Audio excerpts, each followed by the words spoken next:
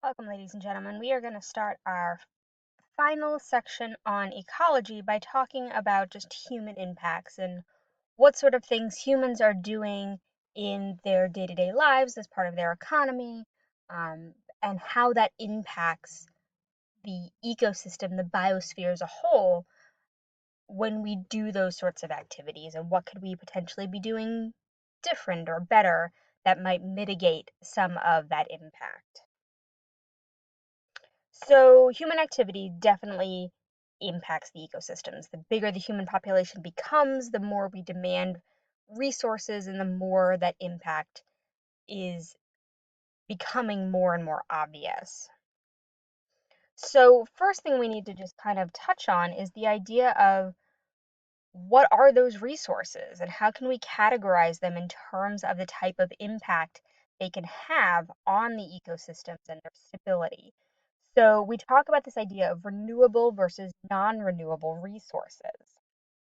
And these are materials that we would be getting out of our environment, some of which can be sustainable and some of which we're removing from the ecosystems at a rate that can't be replenished fast enough. So when we talk about renewable resources, these are things that, at least as far as we are aware at this point, can't be used up or at least can be replenished relatively quickly before they can be used up by humans. And so when we talk about renewable resources, two of the first things that might come to mind are things like wind and solar. Assuming climate patterns continue to work and air currents continue to flow, we really can't use up the air. So, at least in terms of its movement. So that could be a renewable resource. The sun, so long as we don't figure out some way to block it from getting through our atmosphere, that sun is going to be a renewable resource for as long as any of us are going to be able to be aware before it eventually, in its life cycle, does die. But that will be long, long after any of us have to worry about that. Water is also on this list of renewable resources. That being said, that could be a tricky one depending on what sort of systems and what sort of circumstances you want to talk about. We are definitely capable of overutilizing water in the sense that we move it from its sort of natural flow from one direction to go somewhere else. And so we have to be very careful about how we manage that water and how we use it, because we can unintentionally divert it from places where it really is necessary. And great example of that is the divergence of the Colorado River to get water to Southern California for all of our fruits and vegetables, and a lot of the produce that we get all winter long is often coming from these big farms in California, but we're rerouting that water and creating huge problems. Same thing, rerouting the water into Las Vegas, and stealing it from other places. And so we are, in a sense, drying up some of those groundwater resources, to a point where our agriculture and our water needs for cities that are in places that weren't necessarily meant to be there, or at least not be at the levels that they are in terms of sustaining the populations that we're sustaining in these areas, um, that can potentially be a problem. So when we talk non-renewable resources, these are resources that are used up faster than they can form or faster than that nature's processes can replenish them. So fossil fuels, right? We have a finite amount of fossil fuels that exist. And so we're going to have to start looking for other sources because we are taking them out of the ground faster than these really long geologic processes are able to replace them. Living things, deforestation, clearing of forests for things like agriculture, lumber. Um, those trees take 10, 20, 30, 50, 100 years to get to the sizes that they are that we are harvesting them at. And if we aren't smart about replanting those trees, we are prolonging the ability for us to even get there. So we have been removing trees from these forests long before we realized, hey, we should probably be replanting them as we take them. And so we are already sort of behind the eight ball as far as that sort of lumber is concerned. And look at what we use all of that for, all of our paper products, the vast majority of our construction.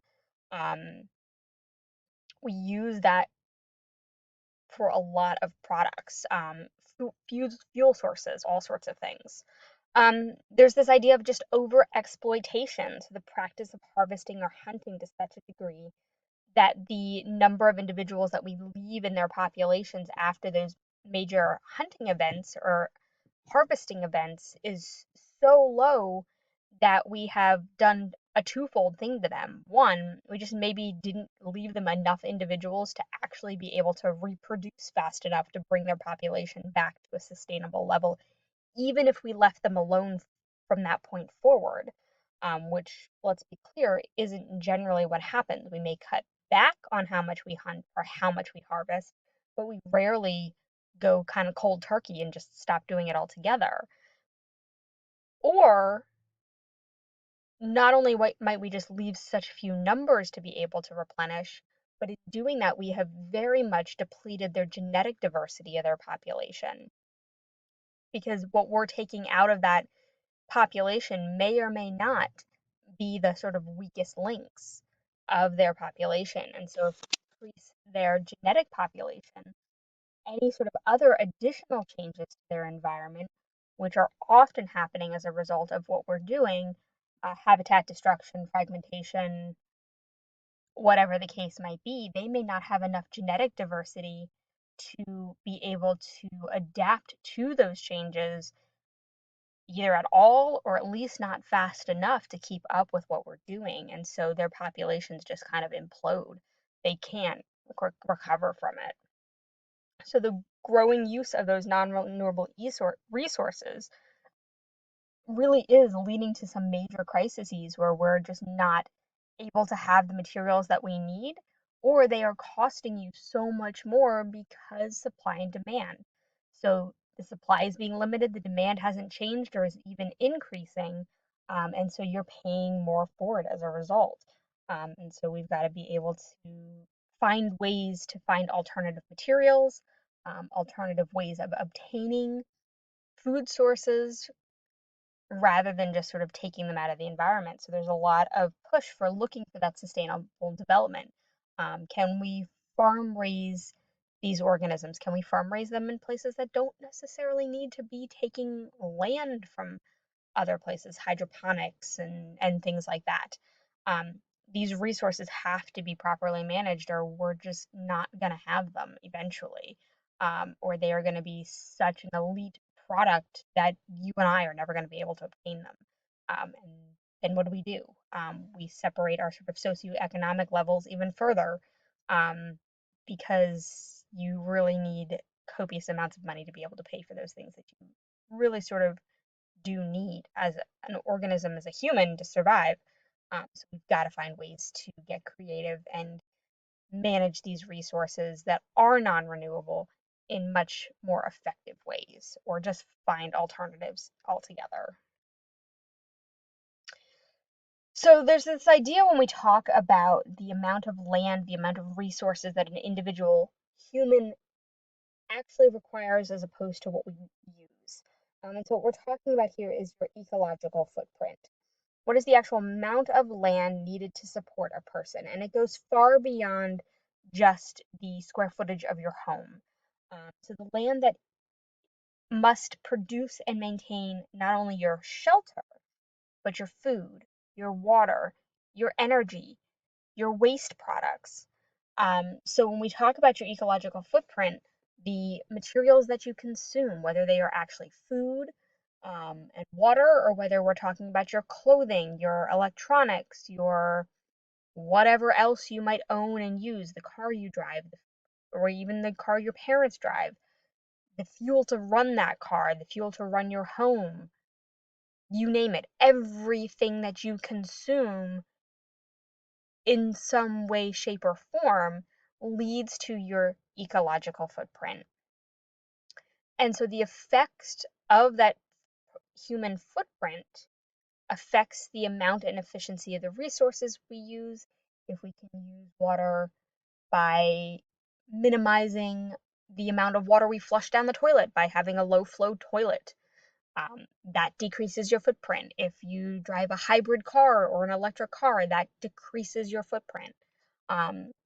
So all of those sorts of things are impacting your personal impact on the environment. And the more that we can adjust our daily lives and adjust even small things like not drinking out of a paper straw, um, although it seems almost trivial and insignificant, and it probably is if it's only one person doing it, if we can get that collective effort, we can, however minimally, decrease that footprint on the resources that we take and use all the time.